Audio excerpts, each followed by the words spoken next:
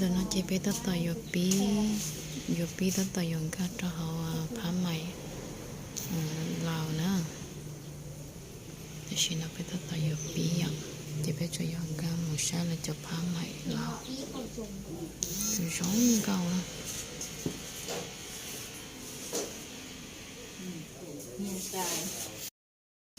cho chơi nó mà xong câu chơi nó cho nó chơi cho biết tô kia nè giống câu bây giờ cái tỏi dầu bí biết tỏi dầu cam sai là cho phá mày lào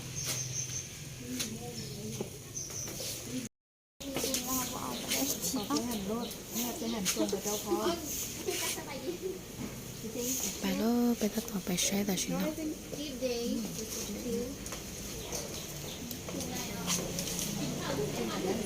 cái nó chỉ cho bé tô cái nào bé họ lựa cái gì để cho bé tô sai ok ạ xong còn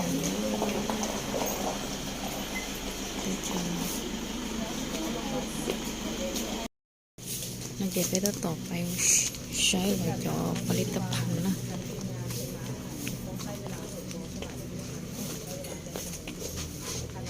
เป็นชุดเตา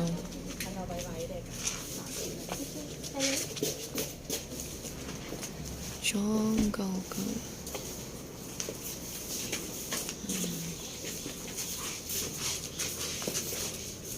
sẽ là trò chơi lỡ tía mày nữa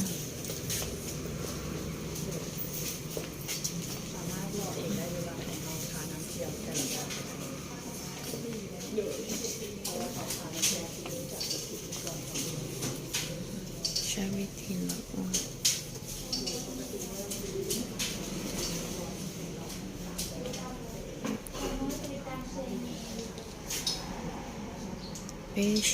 bé tôi sai lỡ viết thì lỡ phá mày lao nữa sống câu hình phê ngam đó chúng câu chọc lỡ lên nữa mà chỉ do cho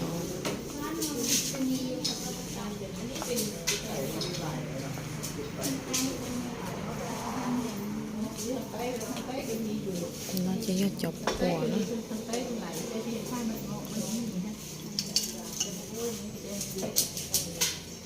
nó chỉ do là sấy lên to quả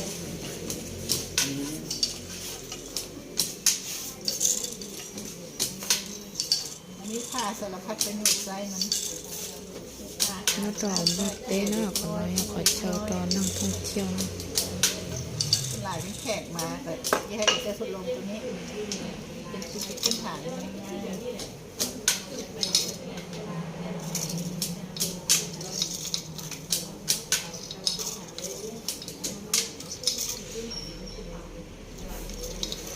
วิธีเริ่มต่อจะเริ่มต่อนั้น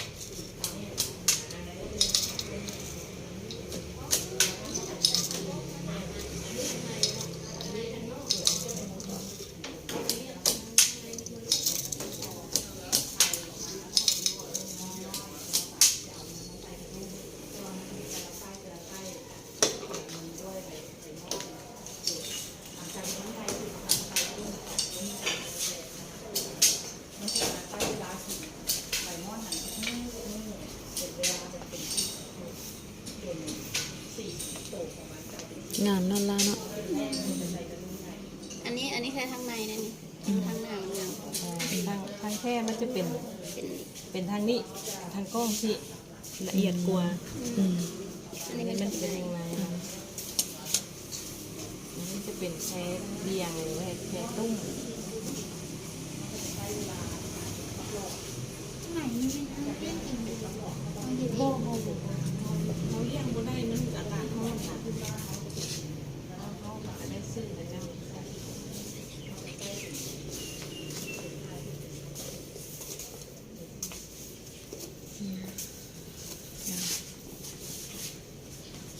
họ nói chế cho lên lâu là qua xưa nó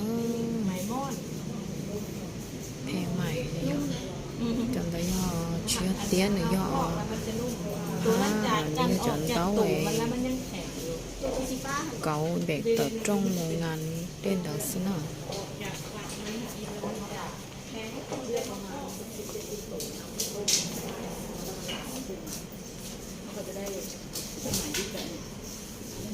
cho nó cho khương mưa là qua phèm này nè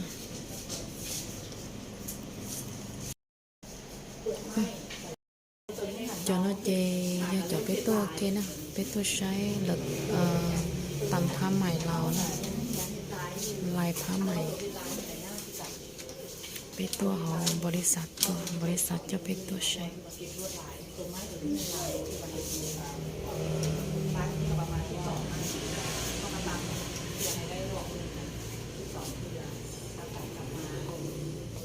ันนี้ก็เป็นตัวบันทึก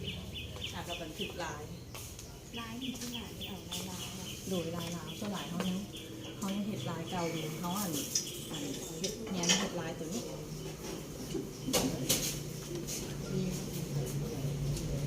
เพราะฉะนั้นตัวที่ข้าเจ้ามีเด็กเขาเจ้าเห็ดตัวนี้มันยากกว่าโมเนาะตัวไม่เป็นเส้นของมันเนาะความจริงตัวนี้นี่นะหากเก็บความรู้สึกคอมพิวเตอร์แต่ตัวนี้มันจะวิเคราะห์ออกมาว่าเป็นโปรแกรมได้เนาะและที่สามารถแน่แล้วก็หมายก็ว่าพิมพ์อันนี้เขาก็สามารถที่จะใส่หลักการตัวนี้แต่ว่าเป็นซอฟต์แวร์ไป แต่ว่าหากยังโบแน่ใจว่าแบบแต่ละห้างเขาเจ้าแบบมีการบันทึกแนวใดแล้วแต่ส่วนหลายคนบ้านเขาเนาะไม่แต่เห็ดแนวใหม่ๆไปเรื่อยๆเห็ดตัวนี้แล้วเราก็เห็ดลายใหม่ตามซีหาผืนที่ผืนแล้วก็เปลี่ยนไป แต่ว่าถ้าเศรษฐกิจความจริงนั่นก็คือถ้าเจ้าอยากพัฒนามันเป็นอุตสาหกรรมมันก็ต้องมาวิเคราะห์แล้วไปลงไปและสร้างเป็นซอฟต์แวร์และมันจะสามารถทุกคนได้ แต่ก็นั้นมันราคามันถูกลงแต่ว่าทุกคนได้ใช้ได้ประมาณว่าเกณฑ์นี่ก็คือคนที่แบบมีเงินถ้าคนมีเงินสามารถซื้อได้ในเมื่อเขาบอกมีแค่เคยจ้าถ้าคนหมดสามารถซื้อได้สำหรับการบางคนบอกมีเงินเท่าไหร่ còn nó chế họ cho là lần đầu là thạcผ้าไหมนะlần đầuผ้าไหมcòn nó chế họ cho và cho nó thông theo tôi sai lần đầu thôi cho nó thông theo sai nè nó phải tôi cho chúng hẳn đấy cho sao tụi nó chế cho bé tôi kia nó bé tôi chỉ họ bé tôi sai lần đầuผ้าไหมเราอย่าง เพราะมันเป็นการจูงใจแต่ย้อนบามันมีความจูงใจแต่เจ้าเนี้ยเนาะถ้าไม่มีให้จูงใจเขาจะพอให้กันเฮ็ดแต่โบราณเลยว่าบ่มีโรงจัดโรงงานปัจจุบันเพราะว่าผู้ที่โรงงานของข่าวเขาเป็น เห็นบ่เป็นล่ะ เขาอยู่ในอดีตนะ เขาเห็น อัน เดี๋ยวนั้นเขา หลุดตลอด แต่ว่าปัจจุบันพวกเรารักษาได้ถึงคุณค่าโดยเต็มที่ของมันแต่ว่าแต่พวกเราอยากที่เสิร์ฟมันได้ผมหมายว่าเฮ็ดอะไร มันสิหลุดอีกแล้ว เพราะฉะนั้นมันเอาไปขายแน่ไป กับเห็ดอย่างไรจะอ่าน ตัวแรกตัวแรก เที่ยวนะ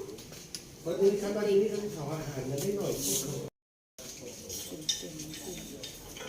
ต้องเก็บรายละเอียดวันที่ย้อนต่อtới để nó mà chống gì kia nàyย้อนต่อtới để thế cho bộ mà chống gì kia dù chú tao phải có sớm mơ có ý do mình tao thấy chỉ ok ลายนี้มันก็จะมาขึ้นนี้เป็นมันลาย nhớ ôm à tao ít sao ตัวนี้เขาได้ถูกแต่ว่าเขาไปทับ มั มาน นั่งอย่างนี้นะ ตัวอันนี้นี่มันลายแล้ว โดยตัวนี้มันลายนะ มันเส้นของมันเอาโดยเพราะว่า ตัวสีขาวนี่มันลาย ตัวสีขาวเขาตามเป็นตัวนี้เป็นตัวลายอันนี้ตัวสีฟ้ามันเป็นพื้นเราต้องไม่ขันเพราะว่าถ้าเขาขันมันก็เห็นแต่ตัวนี้เนี่ยบ่มีอย่างเลย เพราะว่าเนี่ยเราได้สับกันอยู่ลุมแล้ว เส้นมันประมาณซ้ำหนึ่ง มัน เมตร สับกันอยู่นี่แล้ว แบบมันอันนี้คืออันจะยังเป็นแบบ มัน เนาะ ชิทอดเลย พูดได้จังไดเนาะเอาไว้สับแบบนี้ อันนี้ มีตอนเวลาเก็บเขาเก็บหลายค่ะเขาจะได้มานับอยู่นี่เพราะว่าตัวนี้แบบมันอยู่ในนี่มัน จะได้ พัน ขึ้ หลาน ยเส้นเนาะ ซ้ำหนึ่ง เขากลับมาลายว่าไม้ที่หนึ่งนี่ อันนี้ ไม้ที่หนึ่งนี่เขาไปจากเทือเขาต้องได้ต้องเอาขึ้นเอาลงจากเทือโดยแบบคือว่าตัวนี้หัน1 2 เส้น 4 เส้น 8 เส้น แต่ละลายแต่ละลาย แล้วก็เอาตัวนี้มาสอดใส่ โดยมาสอดใส่เส้นที่หนึ่งไม้ที่หนึ่งเรียบร้อยแล้วเขากลับมาลายไม้ที่สองลายไปแต่ว่าเขาก็ต้องเอาฝ่ายมาให้เห็นลายก่อนมาเขาเก็บพันถือโบพอบางเทือเนาะมันน้อยจริงๆเนาะเขาอาจจะหลงได้บางเทือคันที่เขาคิดเส้นหนึ่งปุ๊บเขาแบบบ่ได้เอาขึ้นเส้นหนึ่งลายฟากนี่กับสีเพี้ยนไปเลยเขาต้องได้มาเก็บใหม่อีกบาทแถวที่ว่าเขาผิดแล้วก็ลองฝ่ายอีกบาทหนึ่งว่าถึงเมื่อไหร่เห็นไม้ที่สองไม้ที่สามตัวนี้ลายมันยากเลยทั้งลายงานกับโมดุลคือตัวนั้นกับมีแต่33ไม้ตัวนั้นแล้วตัวที่ เป็นตัวต่อมุใช้นั่นเลยเป็นมุใช้เลยจอดลายผ้าไหมช่องก็ คนทำขนมตอนนี้ก็จะเป็นพวกพาเบียงแต่อันนี้หันแมนวาเขาจะพาเบียงตัวนี้หันจะสำหรับคนลาวที่ว่าอาศัยอยู่แคมป์แม่น้ำของเราจะได้รับอิทธิพลจากศาสนาพุทธแม่เขาจะใช้พาเบียงนี่ไปงานวัดวาอาหารหรือว่าเข้าในพิธีการทางศาสนาพุทธเป็นส่วนใหญ่ในเมืองก่อนเขาเชื่อว่าพวกพาเบียงเนี่ยเป็นผ้าที่ว่าหับเอาบุญแต่ว่าในปัจจุบันในการเป็นการตกแต่งเนาะเพื่อความสวยงาม แต่ฉันเป็นเจลาชอสันอ้อยเวลาใช้เจ้าของชอสันอ้อยแล้วจะมอไปจอ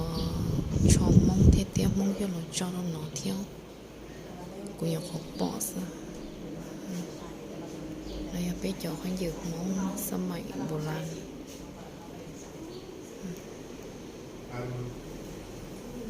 ว่าเขาเห็นเจอตัวอย่างแต่ละเดือนนะมันมีเอกลักษณ์ของมันว่ามันมีตัวซับอยู่ตัวเอกลักษณ์คนลาวที่เราเห็นเนาะ ใช่หลายลายหน้าดีตัวมองแม่ ลาย ตัวอย่างขั้นในเรื่อง จะเตี้ยนะจะเตี้ยสมัยทอปู 12เรื่องปีมันจะมี12ในสำหรับลายพวกซับที่ไหนภาษาเราชุดสองนะ ที่ไหนก็เป็นอะไร จะน่าจะจะลายผ้าไหม แต่ละเดือนแต่ละเดือน แต่ว่าตามไซส์ตามหลายตัวเข้าไม่ผ่านแล้วแบบจะมีออกมาในการ พอในงานที่เราทำงานเนี่ยมันแต่ละเดือนมันจะรู้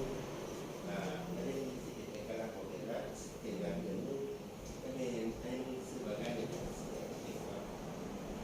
ส่วนใหญ่แล้วเหมือนกันเวลาเขาโม เราจะเจนะเจ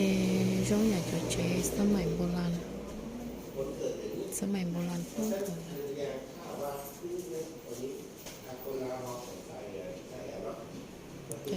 จะลายนะเจลายสมัยโบราณซึ่ง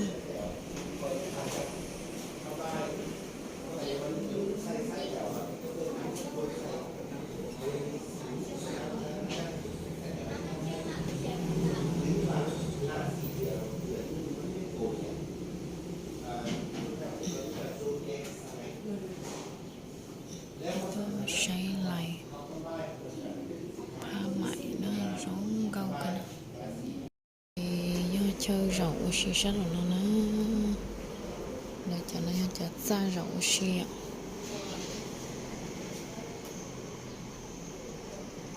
ชี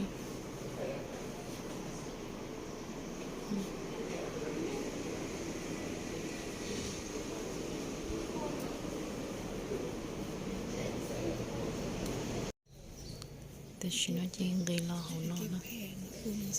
30,000 เป็นสมองเขาไทยอ่ะอีหยังก็ ขึ้นฮอดอยู่ไทยเนาะเขาเสียเท่าไหร่หนึง20 บาทว่าหรือ15 บาทวะจื้อบ่ จัก ต้นครูพาไปอะนะตัวมิวเซียมนี่ใหญ่นะ ตัวอันนั้นหวะราคามันบ่แพง บ่ฮอดน้อยที่บ่ ตอนนั้นเงินบ้านยังไม่ได้ขึ้นเด้ ฮู้แต่มันจักบาท จักเซาอ่ะ เออ เซานั่นแหละบึ้งคือว่าเซานั่นแหละ 20 บาทกับอยู่นี่เท่าไหร่ อยู่นี่อ่ะอันนี้ก็คือสีเซาบาท100 บาทกะ25 บาทแล้วตัวไทยด้วนนอดชง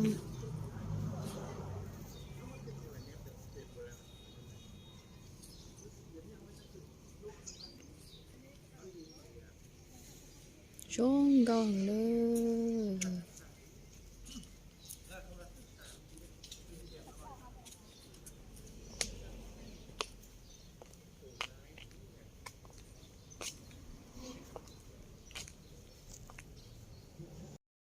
เฮ้ยผมเชื่อเลยย้อมสีแล้วมองย้อมสีปั้นดาว ดึงปวดขา เป้มึงใช้ละจานดาวเนอะแล้วบึ้งย้อมสี ตัวไหนย้อมผ้ามันจะมี ไปลูก เนาะ บึ้งใช้เลยย้อมสีเท่าปั้นดาวนะ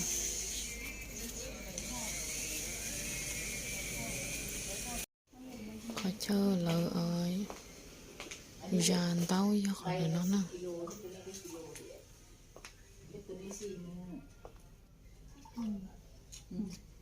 จานดาวนะจะน่าจะได้จานดาว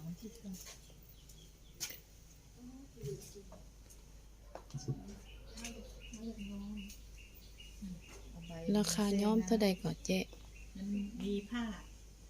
มีผ้ามันมีราคาเป็นผ้าพันโคผ้า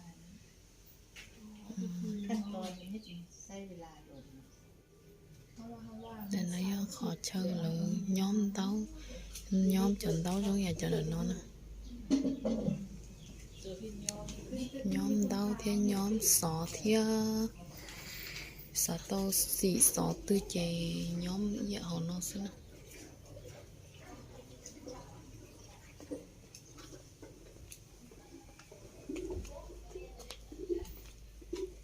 อันนี้สีอย่าง สีฟ้าแหละ มันคือเป็นสีเขียว เวลาเขาย้อมก็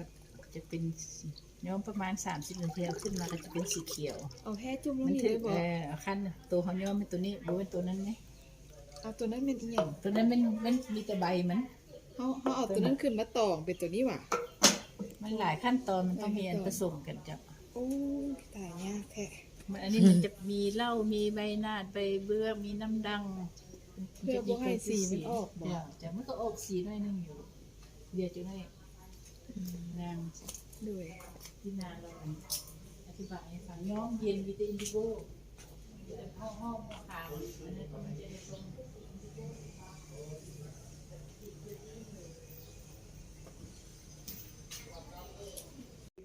chọn đó là chỉ chọn đó là một xì jàn tao bị uni nó คืองานสำคัญอยู่ยุโรปปัจจุบันที่แต้มอยู่ตามโบสถ์ตามภาพแต้ม cho ôi thằng thật tỏ lúc nên tê tỏ rồi tay tay tay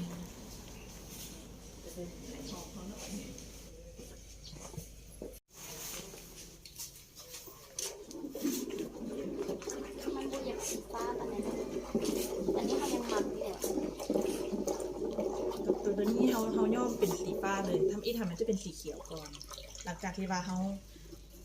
ค่อยๆปั้นมันให้ปั้นหน้ามันออกอากาศเข้ามันจะค่อยเป็นสีฟ้าขึ้น แต่ว่าเขาจะใช้เวลาย่อมประมาณ15 นาทีสำหรับฟ้าอ่อน แซวเลยเหรอ โบแต่คือแบบเขาสักเครื่องเลย ต้องในขั้นให้สีมันเข้าฝ่ายเข้ามาโดยแต่ว่าขั้นเขาอยากได้เข้มขึ้นประมาณ 20นาทีแล้วก็ไปตากค่ะกลับมาย่อมโดยคือได้ยองแบบเพราะว่าเส้นใหม่มันหลายเส้นเนาะแล้วบางเทื่อบอลกินบ่กินก็ต้องได้ การที่ว่าเขายอมมันคือให้มันซึมเข้ามา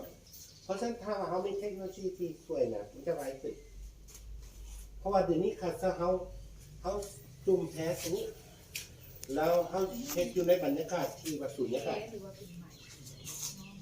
นอกเทว่ะเป็นผื่นอย่างนี้หว่าหรือว่าเป็นใหม่เป็นตัว ถ้าแบบเราเขาหันเราจะย่อมเป็นไหมเป็นเส้นแล้วก็เอาไปตำแต่ว่าถ้าเขาเฮ็ดกิจ Lúc กรรม tí là tôi cậu dàn đấu là những tàu nữa เจ้า Đợt nó là những kia tí xì ạ แต่ว่าได้ไปสีเพราะว่าสีอื่นอะมันต้องให้ต้มคืออินดิโก้นี่เขานี่ย่อมได้ตลอดอยากย่อมน้ำไหลก็ได้โดยตัวนี้จะไปต้มคือวิธีเฮ็ดสีธรรมชาติของเราจะมี2แบบ Khó cho nó chỉ khó cho lỡ ra sáu tía lỡ ra lỡ qua chút xôi ย่อม dài แบบ ạ ก็คือการต้มเปลือกไหม้ต้มใบไหม้ เดี๋ยวเขาเซ็นส่วนไปไหนแต่มาจังให้มาจัง ประมาณ20นาทีก็ได้ที่จริงหันขึ้นกับว่าภูมิที่ว่าคือเขาเป็นเส้นเขาจะต้องเอาเข้มที่สุดเพราะว่าสีเขาก็บ่สามารถปิดสีได้หรอกเพราะว่าเขาล่างเนี่ยเขาจะคอยออกเขาจะคือเขาเนี่ยเขาเฮ็ดเข้มไว้ก่อนแต่สำหรับลูกค้าที่ยังไม่ย่อมเองสลายเจ้ามักสีอ่อนเขาเจ้าก็เมื่อยแขนเลยใช้เวลา10นาทีกับพอเร็ว เพราะฉะนั้นนี่เนี่ยก็ถ้าเขาย่อมในสุญญากาศเขาย่อมสุญญากาศการที่เครื่องจักรเรืองสุญญากาศมันจะดูดอากาศออกเบิด ก่อนหน้าเขาจะไปสตาร์ดี้ทัวร์แล้วเขาจะก็บอกว่า มันทำลายสิ่งแวดล้อมแล้วในหมู่บ้านนั่นกลับมาเฮ็ดสีธรรมชาติคืนแล้วบางเขาเจ้ามันจะไม่ได้ใส่คนย่อมเขาเจ้าจะมีเครื่องจักรปันให้สีเข้าถ่ายตลอด Nên nó khó cho lỡ ra xị ra u ra nó ไข่เค็มเนาะปกติเขาก็ต้องแซงหลายมื้อ2-3 อาทิตย์แต่เวลาเขาใส่เครื่องประกาศงดเร็วงดเขาเลยหรือเขาดื้อสุญญากาศแล้วมันเข้าปุ๊บเลยคืนเดียวเรียบร้อย Chơi ô lỡ ra xị này lỡ cho chua lỡ to lỡ mó ô xị ràn tao này ạ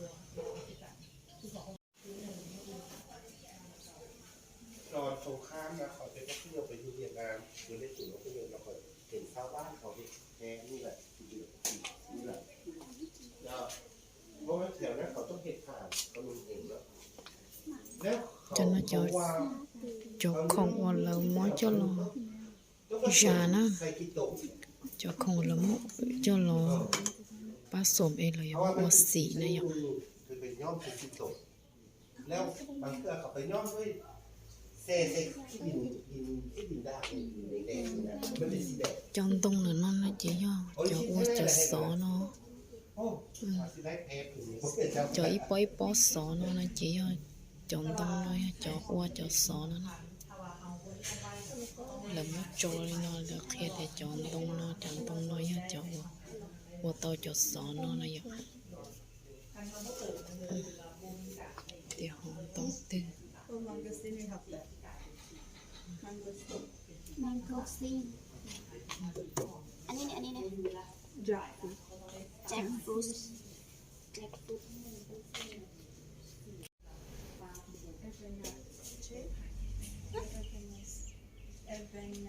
แต่ว่าคือของญี่ปุ่นหันเขาเจ้าจะเลี้ยงอยู่พื้นแต่ว่าอา I'm กาศ not sure if it's Ebenezer or it's Ebenezer. อุณหภูมิคงที่อยู่ตลอดคือไทยตัวหลักเขาจะเน้นค้างหอมหน่อยแต่ราคาเขาเจ้าหันบางคนอาจจะเอาผ้าใส่โบอย่างเป็นเย็นมันหนาวสีโบราณแล้วแต่บางคนก็เลี้ยงด้วยอ้อยโบน้ำตาลโบน้ำมะขามแล้วแต่ท้องถิ่นเทคนิคของเขา แค่นี้หลายตัวแต่ว่าคือว่าสั่นเหรอ แต่ว่าสำหรับ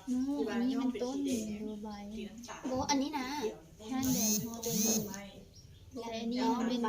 มันต้นนี่นะ แผ่นแล้วก็จึงสามารถที่จะได้ นี่คุกุนัท ตอนนี้ก็จะเป็นจะได้ด้วยกันแต่ว่าที่นี่เขาก็สกัดลงต้นไม้ไง ทุกอันสามารถให้เป็นสีได้เนาะ ดู